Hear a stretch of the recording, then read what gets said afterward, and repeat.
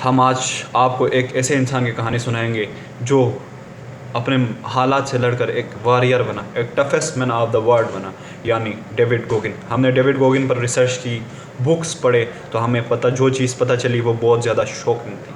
तो हमने सोचा क्यों ना आप लोगों के साथ शेयर किया जाए। तो सब्सक्राइब कीजिएगा और वीडियो एंड तक देखिएगा। डेविड गोगिन जो एक ब्लैक फैमिली से ताल्लुक़ रखते थे और अपने फैमिली के नाचाकियों की वजह से बहुत ज़्यादा परेशान थी। उसके बाप एक वॉयलेंस और शराबी बाप था और उसकी माँ को चीट कर रहा था। जब थोड़ा समय और बीता और उसके बचपन में ही उसके माँ बाप की अलहदगी हो गई और वो बहुत ज़्यादा डिप्रेस हो गए और वो लोग एक दूसरे शहर मूव कर गए। वहाँ उसे थोड़ा सुकून मिला, लेकिन उसकी माजी की हालात की वजह से वो डिप्रेस लगने लगे और उसको ज़हनी दबाव महसूस होने लगा। वहाँ अपनी बुक्स में अपने हालात के बारे में वो बताते। वो एक फ़ोर्स आर्मी फ़ोर्स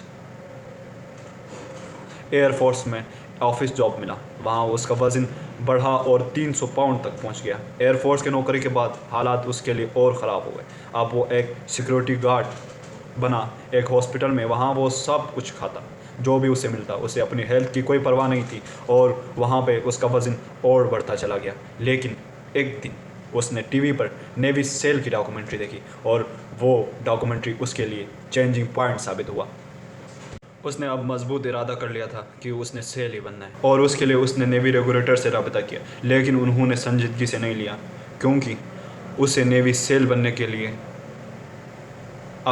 उसे नेवी सेल बनने के लिए 100 पाउंड वज़न कम करना था और टेस्ट भी पास करना था। उस दिन उसने वर्जिश की स्टडी करना शुरू किया। जब वज़न कोई मसला ना रहा तो उसने मज़ीद मेहनत शुरू की। वो टेस्ट में एक बार फेल हुआ, लेकिन अगली बार पास हो गए।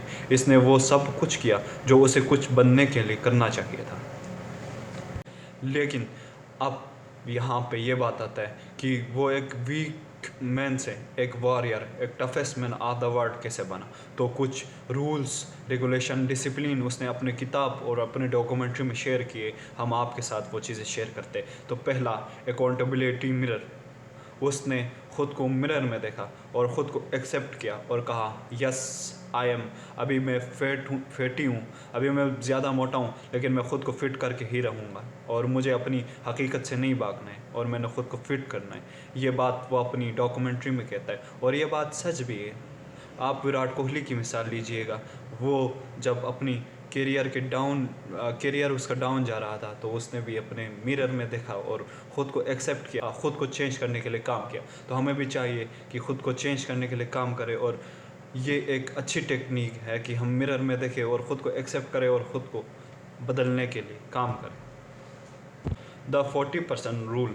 जब आप थक जाते हैं ना तो आप सिर्फ 40% अपनी पोटेंशियल यूज़ करते हैं, क्योंकि हमारी दिमाग कंफर्ट के लिए ट्रेन हुआ होता है। तो जब तुम खुद को पुश करते हो और जब आप चैलेंजेस लेते हो और उसे पूरा करते हो और अपने माइंड को रिवाइल्ड करते हो चैलेंजेस लेने के लिए, तो वो चैलेंजेस से भागता नहीं।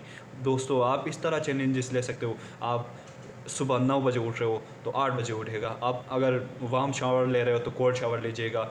आप राइट हैंड से चीज़ें कर रहे हो तो लेफ़्ट हैंड से चीज़ें कर लीजिएगा। तो इस तरह माइंड आहिस्ता आहिस्ता चेंज हो जाएगी और ये छोटी छोटी आदतें आपको बड़ा फ़ायदा देगा। जब मैं डेविड गोगिन के बारे में रिसर्च कर रहा था तो बड़ी इंटरेस्टिंग चीज़ निकल के आए, 1 डे प्लान।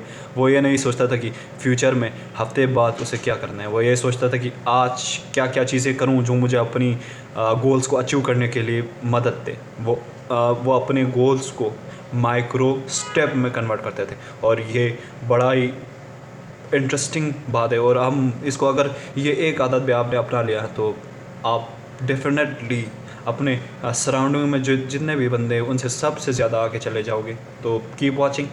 अगले वीडियो में मिलते हैं, नेक्स्ट वीडियो में। Bye bye.